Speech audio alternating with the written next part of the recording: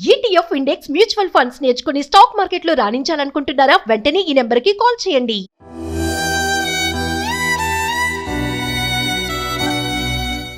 Madam ఇంత ఘోరంగా జరుగుతుంది. ఎట్లా జరుగుతుంది?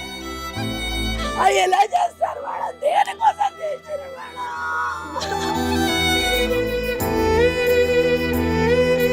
నా చిట్టి తల్లి, నా చిట్టి తల్లి, నా చిట్టి తల్లి.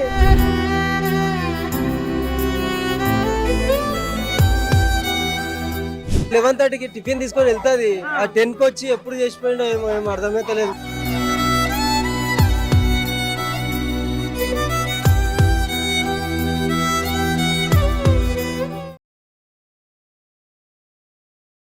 నమస్తే, welcome back to Suman TV.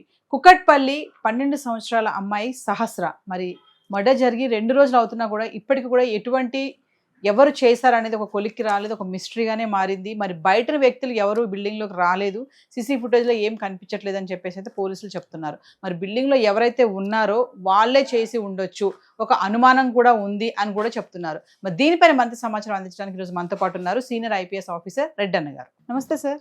నమస్తే అండి. అంటే మామూలుగా సార్ ఇన్సిడెంట్ జరిగి 2 days అవుతుంది కదా, అంటే పోస్ట్ మార్టం రిపోర్ట్ ఇప్పటి వరకు రాకపోవడానికి రీజన్స్ ఏమన్నా ఉంటాయంటారా? ఇప్పటికే post mortem report preliminary report ఇచ్చేస్తుంటారు. పోస్ట్ మార్టం కండక్ట్ చేయగానే వాళ్ళు ఏమేమి అంటే ఆ డాక్టర్ పోస్ట్ మార్టం కండక్ట్ చేసే డాక్టర్కి రిక్విజేషన్ పోలీసు వాళ్ళు ఇస్తారు. ఇచ్చిన తర్వాత ఇంజురీస్ అన్నీ కూడా ఇట్లాంటి కేసుల్లో ఈ మధ్యకాలంలో వీడియోగ్రఫీ చేస్తున్నారు.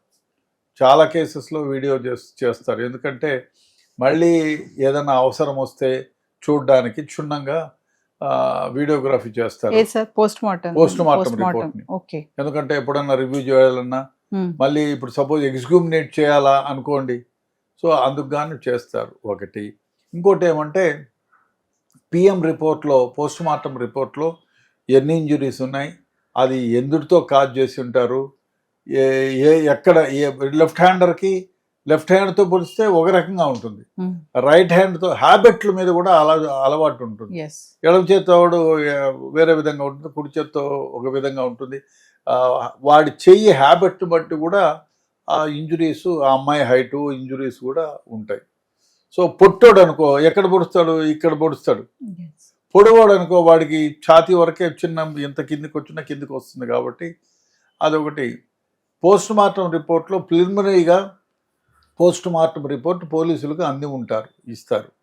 కాకపోతే ఒకవేళ ఆ అమ్మాయి పైన ఏదైనా అఘాయిత్యం చేసేదానికి ప్రయత్నం చేసి ఉంటేనో, అక్కడ సీన్ ఆఫ్ అఫెన్స్లో ఏదైనా వెంట్రుకలు పాడు కలెక్ట్ చేసి ఉంటేనో, సెమన్ ఉంటేనో, లేదో మామూలుగా కూడా విసిరా అని పోలీసులు కలెక్ట్ చేసి ఫారెన్సిక్ ల్యాబ్కు పంపిస్తారు. సో అప్పుడు అవి వచ్చేంత వరకు వీళ్ళు ఫైనల్గా పోస్ట్ మార్టం రిపోర్టు ఇవ్వలేరు. అవన్నీ విసిరా కలెక్ట్ చేసుకున్న తర్వాత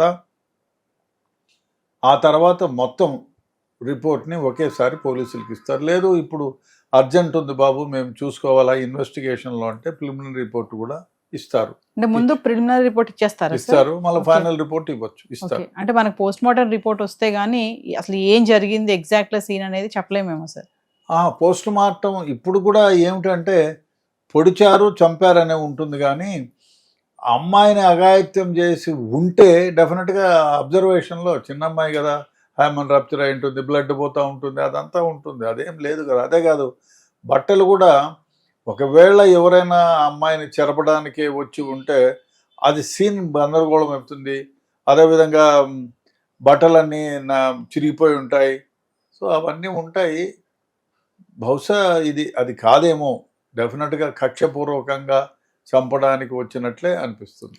ఇంకేదన్నా జరిగి ఉంటే, విషం పెట్టి ఉంటేనో ఇంకో రకంగా ఉంటేనో అవన్నీ క్షుణ్ణంగా తీసుకొని ఆ ప్రకారం రిపోర్ట్ ఇస్తారు. సార్ ఇంకా చూసుకుంటే మనం చాలా వార్తల్లో వింటున్నాము, అంటే ఒక దగ్గర తండ్రిని కూడా అనుమానించారు. ఒక దగ్గర నేను ఎందుకు చంపుతాను మా అమ్మాయిని అని చెప్పేసి తండ్రి మాట్లాడుతున్నాడు. పక్కన వాళ్ళు కూడా చెప్తున్నారు ఏంటంటే అమ్మాయి అరిచింది, సౌండ్స్ వచ్చాము, వెళ్ళేటప్పటికి చనిపోయింది అని కొంతమంది అంటున్నారు.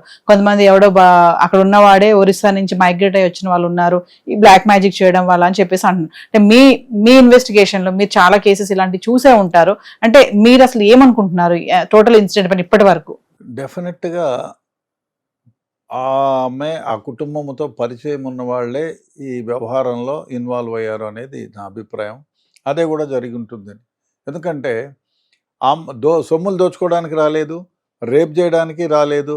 ఈ రెండు కాదంటే ఆ అమ్మాయి పైన చిన్నపిల్ల కక్ష చేర్చేదానికి లేదు. కాబట్టి తల్లిదండ్రుల పైన కక్ష ఉండేది. వాళ్ళ తల్లిదండ్రులకు తెలిసే ఉంటుంది. బహుశా తండ్రిని అనుమానించడానికి కారణం ఏమంటే మొదటిసారి పోయినాడు ఆయన. పోయి చూడంగానే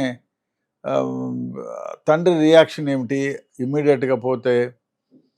సో ఆయన కూడా ఎందుకు తండ్రిని అనుమానిస్తారంటే చెప్పలేము కదా, ఎవరు ముద్దాయి లేరు కాబట్టి. ఒకటి, తల్లి పైన కక్షతో పిల్లల్ని చంపిన వాళ్ళు చాలా సందర్భాల్లో చూసాం. పిల్లల్ని చంపిన తల్లిదండ్రులు కూడా చాలా మంది పిల్లల్ని తల్లిదండ్రులు చంపిన పిల్లలు ఉన్నారు, పిల్లల్ని చంపిన తల్లిదండ్రులు ఉన్నారు. ఎందుకంటే ఏదో విషయంలో తల్లిదండ్రులు మాటికి అర్థం చెప్తున్నారు, మా మాట వినడం లేదు, మాకు ఆస్తి రాసివ్వలేదు. ఆ మధ్య కాలంలో ముసలాయన పాపం అన్ని 80 ఏళ్లకు పైగా ఉంటుంది, వానికి 4 కోట్ల రూపాయల ఆస్తి కూడా రాసిచ్చాడు. అంత చేసిన తర్వాత కూడా ఆ ముసలాయన్ని చంపేశాడు. పైగా లండన్లో అమెరికాలో చదివేసి వచ్చినాడు. అమెరికా చదివేయడానికి కూడా ఈయనే పంపించి చదివించాడు. కాబట్టి అది వాడు చంపడానికి కారణం వాడు నార్కోటిక్ ఒకటి, దుర్వ్యసనాలకు లోనైన ఒకటి, నాకు ఆస్తంతా రావాలి, చిన్నవాడికే ఆస్తంతా ఇస్తున్నారు, నాకు ఇవ్వడం లేదనే కక్షతో చంపాడు ముసలాయన్ని. అంటే ఇక్కడ ఒక విషయం అర్థమవుతుంది, ఒకటి మనం అబ్జర్వ్ చేయొచ్చు సార్. ఏంటంటే వాళ్ళ తల్లిదండ్రులను చూస్తే అంత వాళ్ళు ఏమి డబ్బు ఉన్న వాళ్ళు సౌండ్ పార్ట్ లాగా అనిపించట్లేదు, కొంచెం మధ్య తరగతి కంటే ఇంకా తక్కువ ఉన్నట్టే అనిపిస్తున్నారు. ఆవిడేదో ల్యాబ్ టెక్నీషియన్, ఆయన తండ్రి ఏమో మెకానిక్ చేస్తున్నారు. మరి ఇంకో వైపు చూసుకుంటే ఏంటంటే కక్ష కట్టింది అంటున్నారు మీరు, డబ్బుల కోసం చంపారు వెళ్ళండి. ఇంకోటి ఏంటంటే అపార్ట్మెంట్స్లో బిల్డింగ్స్లో చిన్న గొడవలు జరుగుతూ ఉంటాయి. అంటే ఇదే కారణాల వల్ల చంపారని అనుకోవచ్చు అంటారా మనం? గొడవల వల్ల చంపుతారని నేను అనుకోను. బ్లాక్ మ్యాజిక్ చేసి మమ్మల్ని ఇబ్బంది పెడుతున్నారని అనే దాని దూరంలో చేయొచ్చు. లేదా తండ్రికి ఎవరితోనైనా అక్రమ సంబంధం ఉంటే ఆ కక్షతో చంపవచ్చు. లేదా ఎక్కడైనా ల్యాండ్స్లో గొడవలు జరిగి ఈయన వాళ్ళ భాగం ఇవ్వలేదు అంటే వీడిని వాని పిల్లల్ని చంపేస్తే వాడికే బుద్ధి వస్తుంది, మనకు సరెండర్ అవుతాడనే ఉద్దేశంతో ఏమైనా చేశారా? ఏదేమైనా అమ్మాయిని పర్సనల్గా ఆ అమ్మాయి మీద ఉన్న కక్షతో చంపిన దానికి ఐ డోంట్ థింక్ ఆ విధంగా ఉండదు. టార్గెట్ అసలు పాపే అనుకోవచ్చు అంటారా ఇందులో? మనం చెప్పలేము. ఇప్పుడు తల్లిదండ్రుల పైన కక్షతో చేశారంటే అమ్మాయిని చంపొచ్చు, అబ్బాయిని చంపొచ్చు. సో చెప్పలేము. బ్లాక్ మ్యాజిక్ వల్ల అయితే ఎవరు దొరికితే వాళ్ళని చంపాలని అంతే. అంటే పోస్ట్ మార్టం రిపోర్ట్ వస్తే గానీ మనం పోస్ట్ మార్టం రిపోర్ట్ ఒకటి, తర్వాత ఇప్పుడు నా 3-4 ఇంట్రాగేట్ చేస్తున్నారు. వాళ్ళ మూమెంట్స్ అవంతా తెలుసుకున్న తర్వాత డెఫినెట్గా ఒక కొలిక్కి వస్తుంది. ఇవాళ కాకపోయినా 2-3 రోజుల్లో పోస్ట్ మార్టం రిపోర్ట్ వచ్చినా రాకపోయినా పోలీసులకి ఈ పాటికే ఒక క్లూ వచ్చింటుంది అనుకుంటున్నాను. అది బహిర్గతం చేయటం లేదు. ఎందుకంటే పోలీసులకు వచ్చిన క్లూస్ని ఇన్వెస్టిగేషన్ మధ్యలో బహిర్గతం చేస్తే ముద్దాయి సుదూరంగా పారిపోయే వ్యవహారం ఒకటి. 2, వాడు చంపిన కత్తి ఇట్లాంటివన్నీ ఉంటాయి. బట్టలు పైన రక్తం పడి, అంత ఘోరంగా చంపినవాడు బట్టల పైన రక్తం ఉంటుంది, గోళ్ళల్లో రక్తం ఉంటుంది. సో ఆ అమ్మాయి రెసిస్ట్ చేసింటే ఆ అమ్మాయి ఘాట్లు ఉంటాయి. కాబట్టి ఇవన్నీ ఉంటాయి కాబట్టి వాడు దూరంగా వెళ్ళిపోవడానికి ప్రయత్నం చేస్తాడు. అందువల్ల మనం ఇప్పుడే వాని గురించి బహిర్గతం చేయకుండా వాడిని క్షుణ్ణంగా పట్టుకొని ఎవిడెన్స్ అంతా కలెక్ట్ చేసి, వాడు చంపిన కత్తి, ఆ కత్తి ఎక్కడి నుంచి కొన్నాడు, ఇంట్లో ఉంటే ఎప్పుడు కొన్నారు, లేదు మార్కెట్లో కొన్నాడా, ఆ కత్తి ఎంత కొన్నాడు, వాడిని విచారించి ఇవన్నీ చేసుకొని మళ్ళీ ఆ కత్తి ఎక్కడన్నా పడేసి ఉంటాడు, ఆ కత్తిని రికవరీ చేసి ఆ టైంలో పోలీసులు చెప్తారు ఎస్ వీ గాట్ ది అక్యూజ్డ్ని. అంతకుముందే చెప్తే వాడు పారిపోయే ప్రమాదం ఉంది. ఆ కత్తి గిత్తి అదంతా హుస్సేన్ సాగర్లోనో ఏదో మెల్ట్ చేసినో నిప్పు పెట్టో ఏదో ఈ మధ్యకాలంలో ఏమైందంటే ప్రతి ఒక్క ముద్దాయి కూడా దొంగతనం చేసేది ఎట్లా, మర్డర్ చేస్తే శవాన్ని ఏ విధంగా లేకుండా చేయాలా అనేది చూపుతూ ఫోన్లో గెలుపుతారు. అయితే అన్ని గెలిపితే ఏం చెప్పినా, నేను సావాలనుకుంటే ఏ విధంగా అని అన్నా కూడా దానికి సమాధానం చెప్తుంది.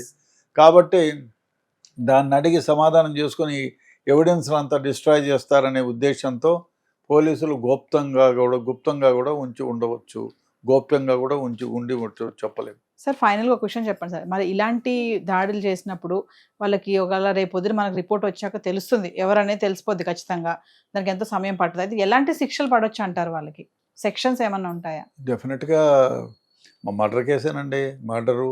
వాడు ఒకవేళ అటెంప్ట్ చేశానని తెలిస్తే అటెంప్ట్ రేపు అండ్ మర్డరు, డెఫినెట్గా ఉరి శిక్ష వేయచ్చు, జీవిత కారాగార శిక్ష వేయచ్చు, ఫైన్ వేసి జీవిత కారాగార శిక్ష వేస్తారు. ఒకవేళ లేదు అంటే మొన్న ఒక కేసులో ఇట్లాంటి పోక్సో యాక్ట్ కేసులో 2 సార్లు ఉరి తీయండి అని ఇచ్చారు కదా, చెప్పలేము, ఇవ్వచ్చు. Yes, thank you sir.